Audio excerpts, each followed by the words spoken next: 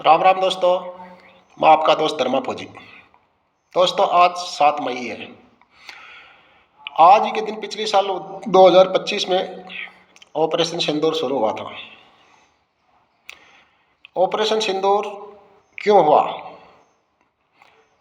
अपने देश के कुछ लोग कश्मीर में घूमने के लिए गए हुए थे। उसमें से आतंकवादियों ने 24 अप्रैल 2025 को हमारे 26 पर्यटकों की हत्या कर दी। और हत्या करने का उनका जो तरीका था, उन्होंने धर्म पूछ पूछ के लोगों को गोलियां मारी। उसमें 4 आतंकवादी थे। चारों आतंकवादी पहले धर्म पूछते कि धर्म का है, फिर उन्हें गोलियां मार देते। ये एक बहुत ही जघन्य घटना थी। 24 अप्रैल के बाद में अपने देश में बहुत आक्रोश की लहर थी। उस आक्रोश की लहर का बदला लेने के लिए गवर्नमेंट ने ऑपरेशन सिंदूर शुरू किया 7 मई 2025 को। ऑपरेशन में तकरीबन अपने एयरफोर्स का बहुत ही शानदार रोल रहा था। उसमें क्या किया कि जो पाकिस्तान में आतंकवादियों के ठिकाने थे, उन 9 ठिकानों को बुरी तरह से ध्वस्त कर दिया और तकरीबन एक सैकड़ों उग्रवादी वहाँ मारे गए।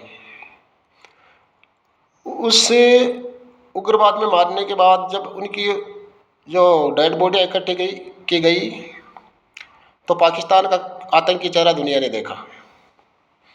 वहाँ के आतंकी और सेना एक साथ उन मारे हुए आतंकवादियों को श्रद्धांजलि दे रही थी।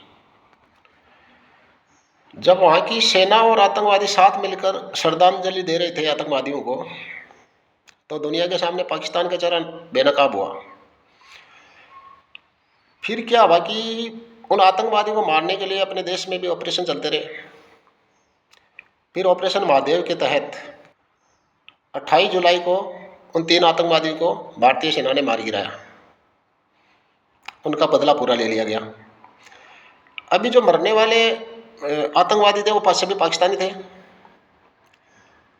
और जब ये अपना इनके यहाँ गिरफ्तारियाँ शुरू हुई तो तकरीबन पहलगाम से तकरीबन 2500 आदमियों को अपने इंटेलिजेंस एजेंसी ने उठाया था।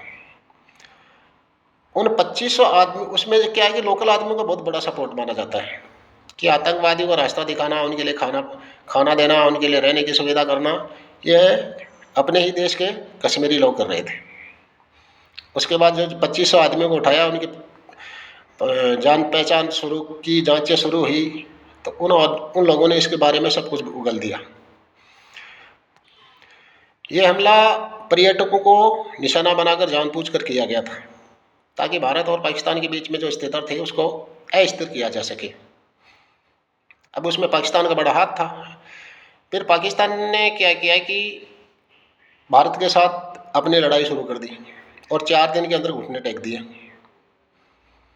वहाँ उनके जो परमाणु एयरबेस था उसको भी बहुत भारी नुकसान पहुँचा। उनके एयरपोर्ट ख़त्म हो गए, जिनको कई दिनों तक उनकी तस्वीरें आती रही। कई दिनों तक वो जो उनके एयरपोर्ट थे वो संभल नहीं सके। तकरीबन 6-7 महीने बाद जाकर उनके एयरपोर्ट शुरू हुए थे। इसी जो ऑपरेशन सिंदूर में भारत ने अपनी जो ताकत दिखाई, उसमें स्वदेशी हथियारों से बने हुए, जो अपने देश में बने हुए हथियार थे, उन्हीं से हमला किया गया। सबसे बड़ी बात ये थी, पहले हम ज़्यादा विदेशी हथियारों के ऊपर ही निर्भर रहते थे, लेकिन ऑपरेशन सिंदूर में अपने देश में बने हुए एयरक्राफ्ट वगैरह से ज़्यादा हमले हुए। मिसाइलें भी अपनी जो स्वदेशी बैलिस्टिक मिसाइलें थी उनसे हमले किए गए। तो दुनिया ने अपने देश की ताकत ऑपरेशन सिंदूर में देखी। दूसरा दोस्तों कि अपने देश के महान साहित्यकार, गीतकार, संगीतकार, चित्रकार रविंद्रनाथ टैगोर का जन्म भी आज ही के दिन हुआ था। रविंद्रनाथ टैगोर जी ने अपना जो देश का राष्ट्रगान है जन गण मन, उसी की रचना की थी। उसके बाद में कहा जाता है कि पाकिस्तान का बांग्लादेश का जो राष्ट्रगान है वो भी रविंद्रनाथ टैगोर ने लिखा था। लेकिन दोस्तों मैं थोड़ा सा वहाँ कन्फ्यूज होता हूँ कि 1971 में बांग्लादेश बना और 1941 में ही रविंद्रनाथ जी की मृत्यु हो गई।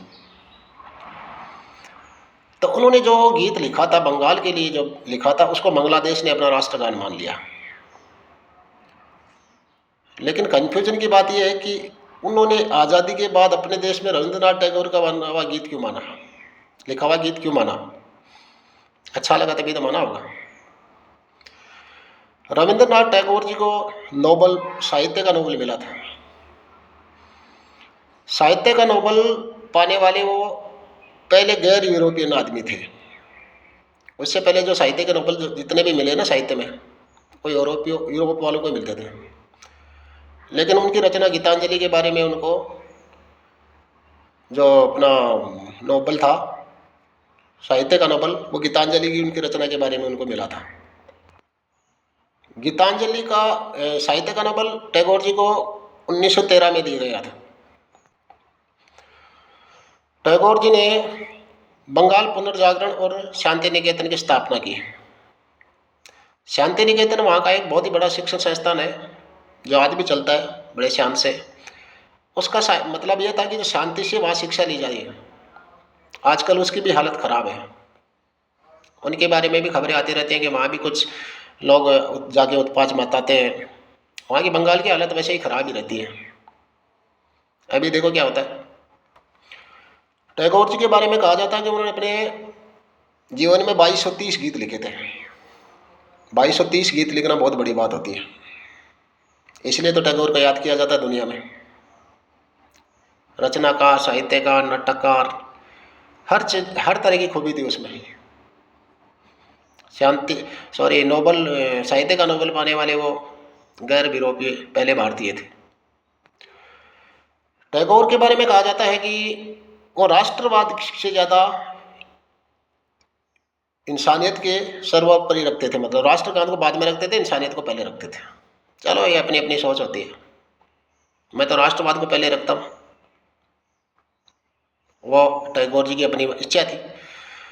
7 जुलाई 1941 को आज़ादी से 6 साल पहले टैगोर जी की मृत्यु हो गई।